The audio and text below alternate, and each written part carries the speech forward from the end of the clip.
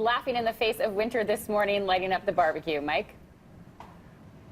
That's right. We're still inside, though, because we're prepping the meat to go on the grill, and that's going to be a long process, but we are prepping it first. That's key, and we made the rub. Yes. So it's ready now to go on. Now, what the procedure, though, of putting the rub on? There's maybe a little bit more to it than people realize, and you actually have a special technique. Yeah, a little bit, because I always like to hold on to whatever rub I've had left, right? So, keep wet hand, dry hand. You got one hand that's going to be, on the meat, pushing the rub into the meat. Okay. And keep this hand dry. Only use it for the rub, because that way you're not getting any bacteria. You're not going to get any unwanted growth. So you can reuse it, exactly, reuse it. Okay, so you've got the pork rub, I've got the brisket. You got the brisket rub. Okay, so. And yeah, just basically sprinkle it on and use your wet hand to push it in. You just want to cover it evenly. As much as you can get to stick usually makes a good bark. And that's what you're looking for on a nice long smoke is you really want that bark to develop on the outside of the meat as the fat mixes with the spice rub. It's makes for happy times. Happy times. Is there such a thing as putting too much on? And how do you know when it's enough?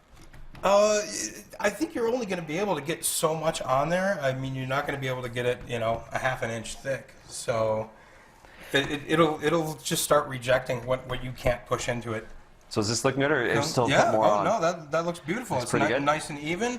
And you got fat side up, which should always be. Always make sure you put your meats on the grill fat side up. That way, as the fat renders out, it travels through the meat, keeps it nice and moist and delicious. Is there a point where you should be trimming fat on the meat, or do you leave it as is, how it comes from the store? If it's really thick, like, if you're talking about there's an inch of fat on it, you would probably want to trim some down to between a quarter inch and a half an inch is good for a long smoke time.